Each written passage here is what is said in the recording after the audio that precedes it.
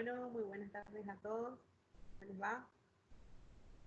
Les quiero comentar que en esta sección, breve por cierto, les quiero dar algunos tips, algunas recomendaciones sobre lo que es el contrato de transporte internacional, que es parte de nuestra asignatura. Bueno, en ese sentido, mencionarles que el contrato de transporte internacional es considerado como una pieza de carácter fundamental, prioritaria, en lo que se conoce como cadena de logística internacional. Es decir, eh, el hecho de efectivamente trasladar de un lugar a otro, de un país a otro, una mercancía que ha sido contratada bajo la modalidad que fuere, es, miren, es prioritario hoy por hoy. También así identificar cuál es la mejor manera de transportar esa mercancía, sea a través del contrato de transporte terrestre, marítimo, aéreo, o sea de transporte multimodal, no importa. Identificar cuál es el tipo de contrato que queremos y si es que ese tipo de contrato se adecua a las características de la mercancía que estamos trasladando, a los tiempos y a los costos de fletamento y de seguro también.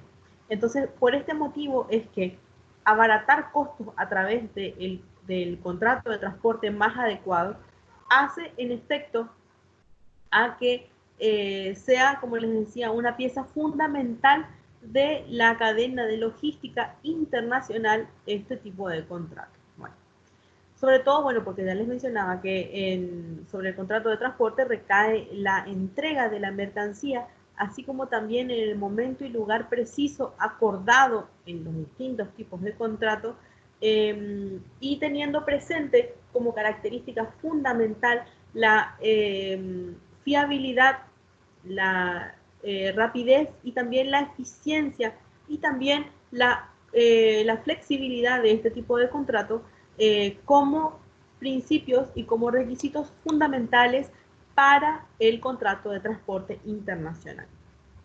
Bueno, también entonces les quiero mencionar que como una suerte de conceptualización hablamos de que el contrato de transporte es un contrato en virtud del cual una persona, que puede ser física o jurídica, se obliga por su propia cuenta a trasladar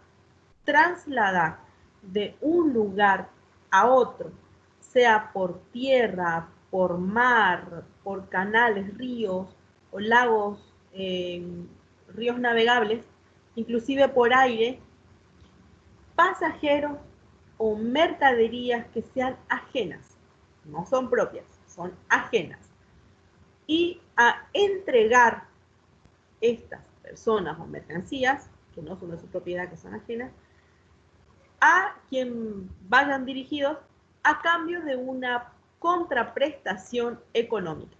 Esta contraprestación económica es un valor pecuniario en dinero o en otro bien que acuerden las partes en ese contrato de transporte, que tiene que ser también abonado en un determinado tiempo y lugar.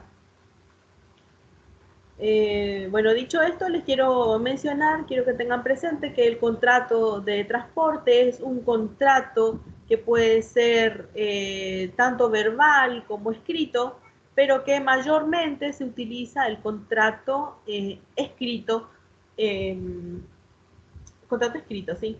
Lo que sí tienen que tener presente es que el contrato de transporte se materializa normalmente en lo que se conoce como carta de porte, ¿sí? La carta de porte.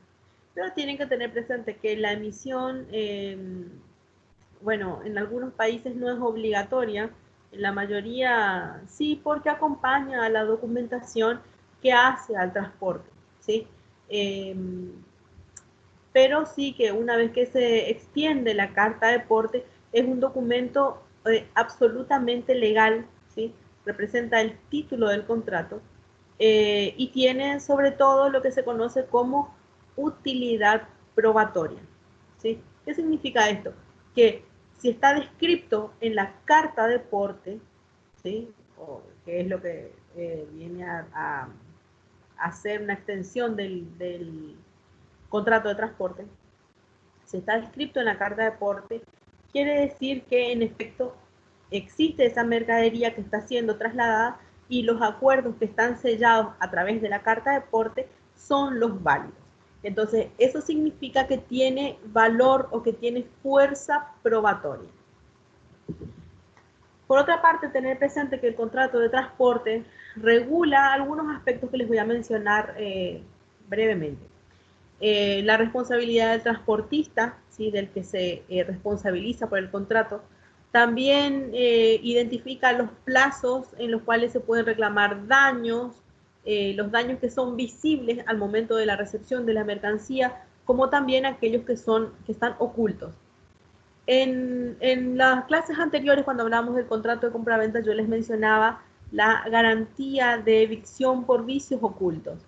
Quiere decir que nuestra norma jurídica, nuestro Código Civil, admite que puede la mercancía tener daños que no son visibles al momento de la recepción, sino que pueden ser descubiertos o que pueden ser considerados como tales pasado un determinado tiempo.